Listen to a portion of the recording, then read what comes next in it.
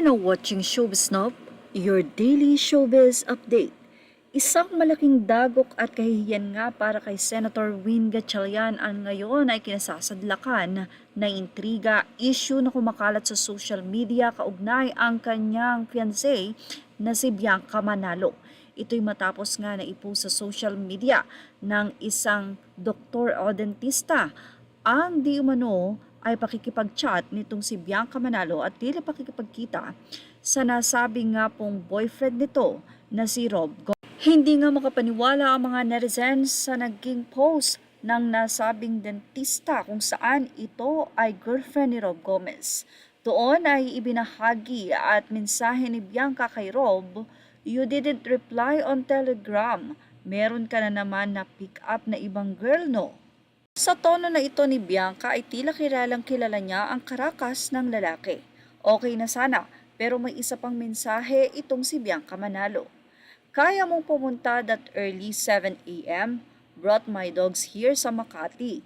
Let me know para I can go back to BGC early to see you before I leave at 10 a.m. He's not here. He's in Valenzuela."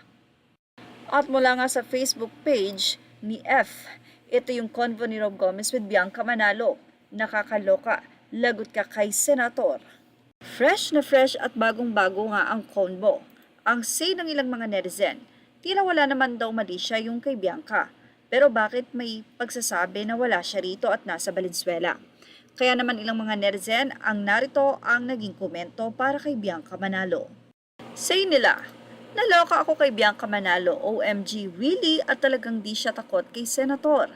Dati naaawa pa ako at ayaw pa siyang pakasalan. Pero kita nyo naman, good riddance." Say pa ng isang anonymous commentator mula sa Fashion Police, "Kaliwat ka ng tuhugan at iputan sa ulong nangyari.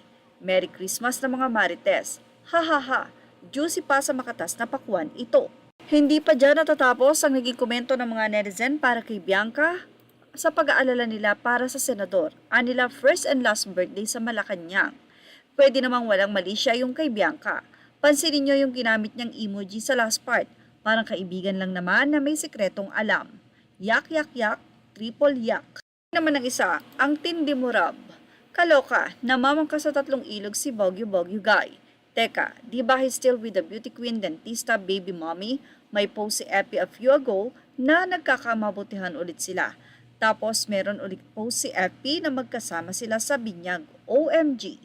Advice naman ng mga netizen kay Bianca, magdasal ka na B. Buwahaha, kaka-birthday niya lang sa Malacanang, hindi ba? Say pa ng isa, mukhang hindi na nga daw muling makakapag-birthday sa Malacanang yung isa. "Oh no, Sherwin Gatchalian, nagkamali ka ng pinili. Dapat sa'yo, chinoy din na girl from a respectable family. Yung pinalaki ng parents to be a good wife. Ang kakahiya yung ginagawa sa'yo."